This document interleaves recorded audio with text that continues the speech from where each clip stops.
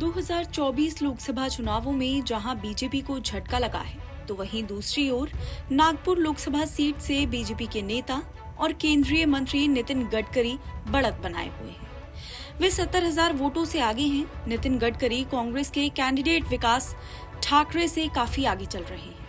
नागपुर से उनकी जीत निश्चित मानी जा रही है।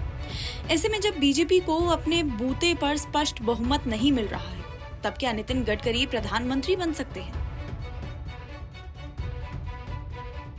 क्योंकि नितिन गडकरी के हमेशा राष्ट्रीय स्वयंसेवक संघ से हमेशा अच्छे रिश्ते रहे हैं। यहाँ भी संयोग है कि वे जिस लोकसभा का प्रतिनिधित्व करते हैं, संघ का मुख्यालय भी उसी में आता है। इस बार चुनाव में नितिन गडकरी नए संकल्प के साथ मैदान में उतरे थे। उन्होंने कहा, बिना पोस्टर लगाए हुए चुनाव प्रचार किया था। नितिन गडकरी बीजेपी के ऐसे नेता हैं जिनके नाम पर विपक्ष के कुछ दल भी समर्थन दे सकते हैं। महाराष्ट्र से पीएम बनाए जाने की शर्त शिवसेना यूबीटी भी साथ आ सकती थी। ऐसा करके संघ और बीजेपी शरद पवार की संभावित गुगली को बेकार कर सकती है। शिवसेना यूबीटी नेता संजय राउत ने चुनावों के बाद देवेंद्र फडणवीस को नितिन गडकरी के जरिए ही निशाने पर लिया था।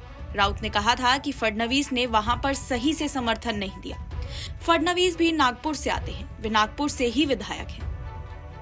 नितिन गडकरी पहली बार 2014 में चुने गए, तब ऐसा माना गया था कि मोदी लहर के चलते उन्होंने कांग्रेस के नेता विलास मुत्तेमवार को हराया है।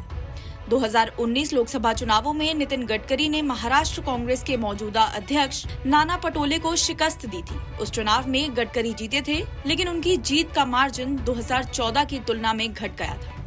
गडकरी 2.16 लाख वोटों के अंतर में जीते थे। गडकरी के सामने जहां लगातार तीसरी बार न सिर्फ जीत की चुनौती है, बल्कि अंतर भी बढ़ाने का दबाव है, तो वहीं कांग्रेस उलटफेर की कोशिश की थी।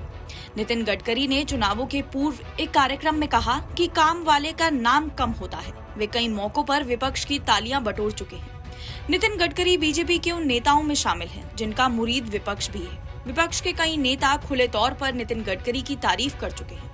नितिन गडकरी अपनी साफ गोई के लिए जाने जाते हैं। विपक्ष उनके कद को कम करने को लेकर विपक्ष पर निशाना साधता आया है। कांग्रेस ने जब 2024 के चुनावों के लिए पहली हुंकार भरी थी, तब पार्टी की ओर से नागपुर में बड़ी रैली की गई थी। राहुल गांधी ने इस रैली में सीधे सीधे आरएसएस को निशाने पर लिया था। ऐसे में सवाल खड़ा हो रहा है कि अगर बीजेपी को अपने बूते पर बहुमत नहीं मिला, तो क्या नरेंद्र मोदी तीसरी बार पीएम बनेंगे? उसके अब के करियर को देखें तो उन्होंने कभी अल्पमत की सरकार का नेतृत्व नहीं किया है। ऐसे में चर्चा सामने आ रही है कि लोकसभा चुनावों के परिणामों में अपेक्षित नंबर नहीं मिलने पर आरएसएस चिंतित और मंथन की मुद्रा में आ गया है। सिर्फ आरएसएस सक्रिय नहीं हुआ है, बल्कि महाराष्ट्र में शरद पवार के भी एक्टिव होने की बात कही जा रही है।